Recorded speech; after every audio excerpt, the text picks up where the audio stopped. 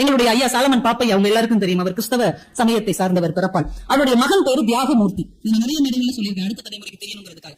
நீங்க ஐயா தியாகமூர்த்திங்க பேர் கொஞ்சம் வித்தியாசமா இருக்குது, நீங்க இந்த பேர் உங்க மகனுக்கு வச்சீங்க. அவர் சொன்னார், அவர் வறுமையில வாடின குடும்பத்திலிருந்து வந்தவர். அவர் கல்லூரி படிக்கும் போது ஃபீஸ் கட்டுறதுக்கு அவ்வளவு கஷ்டப்பட்டிருக்கிறார். அந்த நேரத்தில் அவருடைய 2 நண்பர்கள் தான் பணம் கட்டியிருக்காங்க. ஒருத்தர் பேர் தியாகராஜன், ஒருத்தர் பேர் ராமமூர்த்தி. 2 பேரும் விட்டக்கூடாதுன்னு தியாக மூர்த்தின்னு 2 பேர் பேரில் இருந்தும் எடுத்து தன்னுடைய மகனுக்கு பேராக வைத்திருக்கிறார். அந்த தியாகராஜன் இறந்து போயிட்டார். ராமமூர்த்தி ஐயா இன்னைக்கும் ஐயாவுக்கு ஃப்ரெண்டா இருக்கிறார்.